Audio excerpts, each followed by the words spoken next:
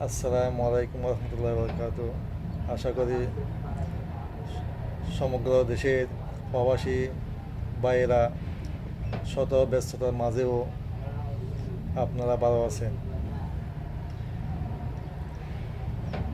আমাদের প্রবাসী ভাইদেরকে পুরস্কার ব্যালটের মাধ্যমে ভোট দেওয়া শুরু করে দেওয়ার জন্য বর্তমান অন্তর্বর্তীকালীন সরকারকে প্রবাসীর পক্ষ থেকে আন্তরিকভাবে ধন্যবাদ জানাচ্ছি।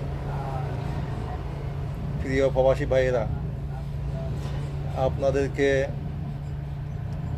অবশ্যই ভোটার হতে হবে। ভোট ভোট আপনার কাছে পবিত্র আমানত। অনেকেই মনে করে আমরা প্রবাসে থাকি, আমরা ভোট দিয়ে আমাদের কি হবে, কি লাভ হবে। এই ধারণাটা ভাই ভুল। বাংলাদেশ আপনার আমার সকলের। এই দেশের সুষ্ঠু, অবাধ, সুন্দরভাবে নির্বাচিত হয়ে একজন ভালো প্রতিনিধি আসুক, এটাই আমাদের সবার কাম্য। আপনার একটা ভোটের কারণে সৎ যোগ্য প্রার্থী আমরা নির্বাচন করতে পারব। আর আপনি যদি ভোট না দেওয়া থেকে দূরে থাকেন, তাহলে এটা দেশের জন্য মঙ্গলজনক হয়ে উঠবে না বলে আমি মনে করি। তাই আমি প্রবাসী ভাইদের কাছে একটাই অনুরোধ করব, আপনারা যে দেশে থাকেন সে দেশের আপনি নিজের স্থায়ী ঠিকানা ব্যবহার করে আপনি ভোটার হতে পারবেন। আমি যেখানে থাকি, আমি আমার স্থানে যারা আছে অবস্থান করে সবাইকে আমি নিজে অনেককে ভোটার বানিয়েছি এবং অনেকে ভোটার হওয়ার জন্য উৎসাহিত করেছি। আপনারাও যারা আছেন নিজে ভোটার হবেন, অপর প্রবাসীকেও ভোটার হওয়ার জন্য উৎসাহিত করবেন। আপনার একটা ভোটের কারণে দেশের অনেক কিছু পাল্টে দিতে পারে।